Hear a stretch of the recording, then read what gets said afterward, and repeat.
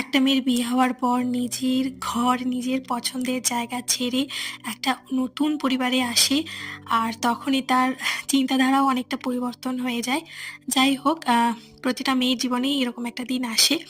কারোর হয়তো চলে এসেছে, কারোর হয়তো আবার আসবে। এইভাবেই মেয়েদের জীবনগুলো পরিবর্তন হতে থাকে। সত্যি এই পার্টটা দেখে আমার মানে খুবই মন খারাপ লাগছিল, আবার ভালো লাগছিল যে আমাদের পরিবারে একটা নতুন সদস্য এসেছে।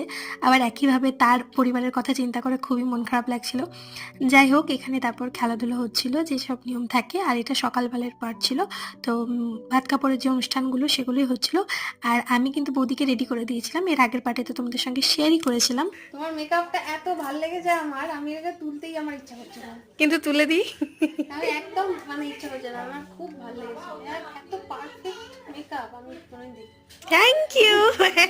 বৌদির মুখের হাসিটা আমার কাছে ভীষণ ভালো লেগেছিল। তো চলো, টাটা।